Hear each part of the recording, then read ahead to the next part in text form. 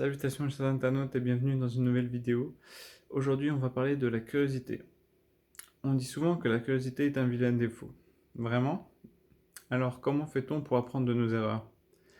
Que ce soit des erreurs ou que ce soit de bonnes actions, il faut toujours commencer par quelque chose qui attire notre attention. Le plus souvent, c'est la curiosité. Donc qu'on soit curieux de voir derrière la porte de quelqu'un ou qu'on soit curieux d'ouvrir un livre, à chaque fois, ça amène des conséquences. On apprendra bien vite que regarder derrière la porte d'un voisin, par exemple, c'est illégal, dangereux, euh, anormal et pas sans conséquences. Donc, on évitera de faire ça le plus tôt possible. Bien sûr, quand on est jeune, on est curieux de tout. Mais ce qui est plus intéressant, c'est quand on est curieux une fois à l'âge adulte. Parce que quand on est jeune, on est curieux de tout. Et la plupart du temps, ce sont nos parents, nos tuteurs, ou nos enseignants, nos proches qui nous disent ça c'est bien, ça c'est pas bien, quoi faire ou ne pas faire. Moi je pense qu'il faudrait, dès le plus jeune âge, apprendre aux enfants à être curieux. On te pose une question, prends plaisir à y répondre.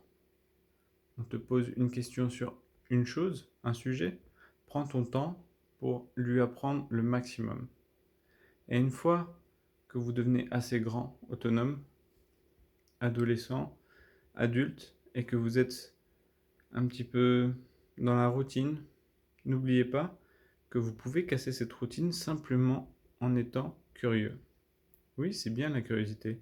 Vous pouvez lire plein de sujets, infiniment de sujets sur des millions de livres disponibles un peu partout.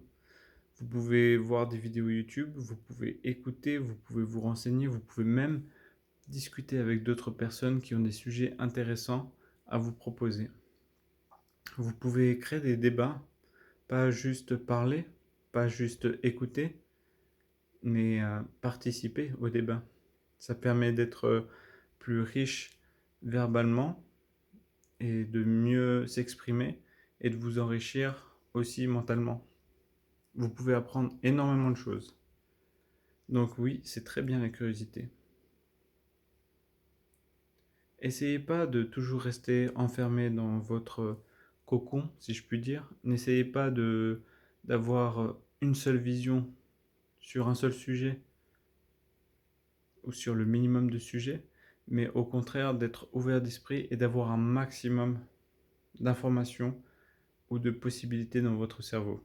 Après, bien sûr, ne soyez pas complètement fou au point de faire l'inverse et d'être trop curieux et d'être trop ouvert, c'est-à-dire d'accepter n'importe quoi, d'essayer de comprendre n'importe quoi et d'être tout simplement confus ou être perdu. Il faut savoir également être modéré dans votre curiosité.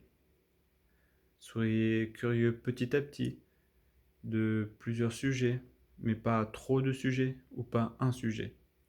Essayez de trouver toujours un équilibre dans votre curiosité. Et vous verrez que petit à petit, non seulement vous allez apprendre davantage, mais en plus vous vous sentez de mieux en mieux, car vous avez acquis de l'expérience, des connaissances, un savoir-être, un savoir-vivre, beaucoup de choses qui sont utiles dans votre vie et qui seront utiles dans le futur. Donc oui, pour moi la curiosité est un mot très important qui devrait être inspirant pour les jeunes comme pour les moins jeunes. Donc soyez curieux, n'hésitez pas à sortir des sentiers battus et prenez bien soin de vous. Je vous dis à très bientôt pour une prochaine vidéo. Ciao ciao.